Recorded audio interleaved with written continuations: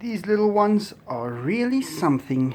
They are just using me as a tree all the time. And my legs are totally scratched everywhere. But they're so happy. Look at this. And this is the fattest little one. And every time I give them something to eat or drink, she's the one that doesn't want to eat or drink. She runs towards her mother and she drinks on her mother. And she is the biggest and the strongest one. Well, that just tells me that you cannot take a kitten away from its mother too early. They need to have that mother's milk. That'll just make them really strong. And they just keep on going. Every time I walk in here, that's what they do. This little one as well, she's still got a problem with her eyes. Although it's not that serious, I can see she is able to see well and climb. And she's strong, but she's got some cloudiness in her eyes, but it's getting better. I can see some veins running right onto the eye, and it's repairing it. But they are very happy and they are really something. Well, let me get out of here because they are going to really destroy my legs if I don't. Oh yes, I just wanted to tell you guys, I can still see on the little black one's one foot. It is a bit funny. It's not 100% right. It is a bit skew. She's running and playing, but that foot is not perfect. So I've got them on extra calcium and just making sure that there's enough bone and everything in that little leg. Should anything happen, we have to do operation or something, that there is enough of everything that will be needed. Because I remember with Ozzy, watching him on those x-rays, and there wasn't a lot of bone, and that was the problem why we couldn't really operate on him, because you need to make sure that there is enough and it's thick enough. And with that calcium powder that I put Ozzy on back then, immediately he gained a lot of bone mass. I saw it on the x-rays. I got those x-rays, and the thickness of the actual bone just skyrocketed, and it works. So for kittens, definitely give them always a calcium supplement. It can only do good. So mother cat is over here. Let me go in. See where are the others. So I've got a lot of people that have been asking questions about politics, a lot of politic questions, and it's something that's very difficult to answer. You have to keep in mind that whenever you decide to talk about that, it's not what you say that is going to count against you. It's what you don't say. Because everybody expects someone to choose exactly who they support. And the moment you make that decision or you talk about it, you basically cut all the others off. So by just saying a simple few things, you can basically lose half of the people that you valued. And it's not because you lose them, it's because they cut you off. So I am very cautious when it comes to talking about politics or, well, many other things that people have started doing. And if you give an opinion, you've made your choice. So I don't want to just get in there and give all my thoughts, because I've got a huge audience that has got all different thoughts. And I bet if I have to just say everything that I know, that I would lose quite a few. And I don't even want to lose one person. I don't want to disappoint anyone Although I do not try and impress anyone. I think that is something that I have as a gift for myself, is the ability that I don't try to impress. And it just puts me in a much easier place to do that. These tigers have taken a quick nap. They were up just a few moments ago. I quickly closed them up, cleaned the area, did all the little things that needs to be done every day. And now they're just taking a nice long nap. Okay, so the politics in South Africa is totally different to the politics in the US, for instance. I mean, in the US you've got a new president and you've got a choice. You accept him or you don't. It's not about who is president. What it is, it's what decisions are coming out of it. What is going to happen? At the end, we have to look at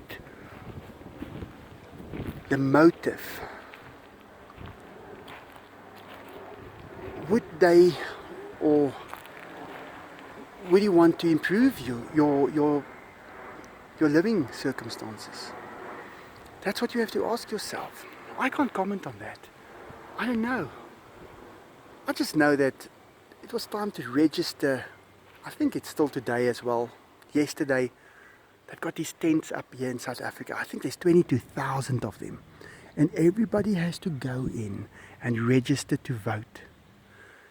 Now, I haven't gone yet. And I don't think I'm gonna go. Because I have to choose between one of these parties. And I don't agree with any of them. What's the point of me going to register and vote? Now, there's a lot of people that will become angry at that and tell me, how can you not vote? You have to say, well, let me put it to you like this. In South Africa, it doesn't matter. Between the parties, people are walking over every day. Then they are in this party, then they're in that party. It's the same people.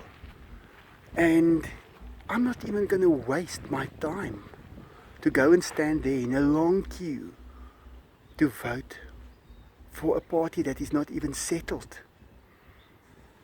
So, it's a very difficult question. I've never voted in this country because I was too young. I remember being 17 years old with a referendum that was held in South Africa, and I didn't vote in it. I was too young, and it just continued from there on. And I'm glad I didn't, because once you've casted that vote, you've chose to support that side, and you don't know that side. You have to know at least that the people you are voting for, what they stand for, and what is going to happen if they win. Because you're taking kind of the responsibility. Now, I am not prepared to put my name behind people who are probably just going to make it worse. I don't care which side it is. But if I were confident that they were going to make this place better, I would be the first one in line. So I'm not going to force myself to be the one to take the responsibility. Responsibility is something that is huge, and you have to be very careful when you accept it. Sometimes people think of the benefits and they don't care about the responsibility because they'll sort it out later. Well, that's not me. I don't do it like that. If I were confident that there was someone who had the right idea how to make this country right, I would definitely support them. But I am not. And yes, I think I could make a few changes. A lot of people have been telling me, why don't you run for president? You know, that's a job, that's a title, that's something that comes with a responsibility. And even though you can take the responsibility on and you can do the job and collect the money for it, because that's what it's about here. It's not about people wanting to get the country right. It's about being in that highlight. And I don't want to be in that highlight, especially not in that way. Because if you are going to become the president, you need to know that you are going to get it right. And the rules that has been written and that what the president will inherit is not in their favor of the people. Those rules and regulations were written wrong. So you are going to need basically someone to come in and make all the rules over again. And if they're going to have to operate with the basic rules, because what we've got now is a lot of complicated things, and we have to operate within that complication, and it's too late. If you have to go and get a president out, like we had in South Africa at the moment, our president resigned. Do you know why? Because nobody could get him out. He decided to leave because the rules that he inherited was written by someone who did not think that they were gonna have to leave at some point. So that is what happens when you've got a set of rules that's written.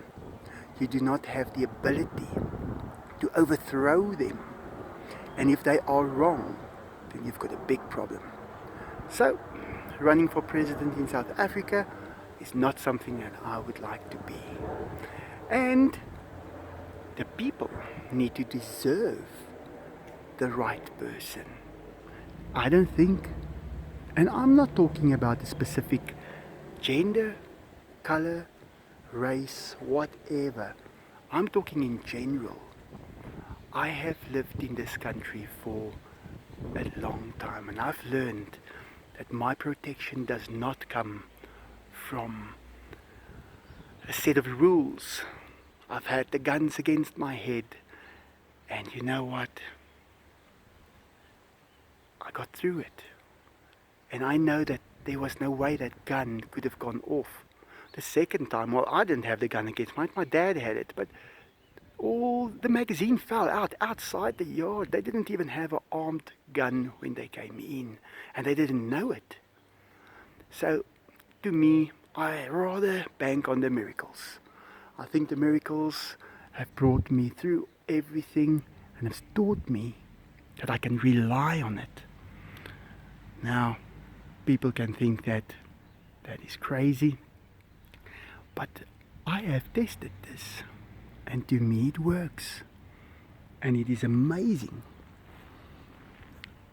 There's a lot of water shortage in the Cape Town area. People are literally running out of drinking water. They are. One of my friends lived there. He told me, we're allowed to use 50 liters of water per day. Per person. That's it. And why doesn't it rain? Why has it just stopped? Now, I don't think people can control that. But I'm not going to interfere why it's happened, because it's not my place. And I am sure I'm not going to say that part. So I'm going to stop that right there. Although my swimming pool of the tigers, I've only got it that way, that high, filled that much. I am trying to preserve as much as possible, although I am able to add more water to it right now. And it won't be a problem in this area. We're getting rain, I'm catching up rainwater, I'm filling up the pool with that. But there is a lot less water, because I remember that pool used to be always full. And even with the rainwater, is much less. But it looks like it's going to rain again today. We haven't had a problem in my area, but we are 1,400 kilometers from Cape Town. So it's almost like that's in another country.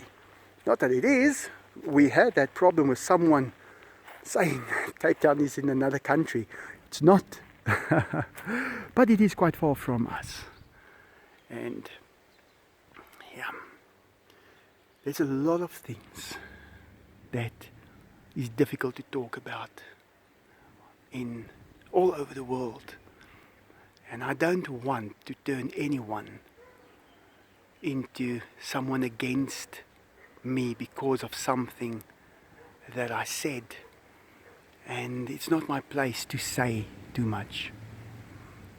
I would love to give advice, but I would not like to change anybody's point of view.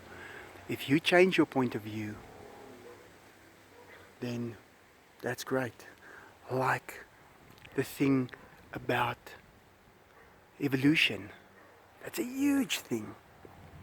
Now, evolution to me is something improving itself or adapting to a certain circumstance.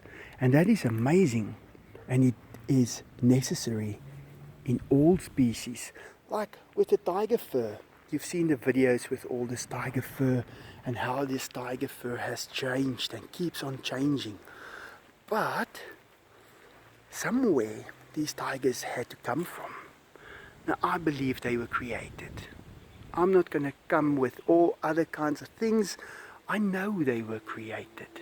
I know why they were created. And that's not a good thing to know to just anybody. But I will bring it out at some stage. But you have to realize that they are very complicated. And they cannot just have occurred.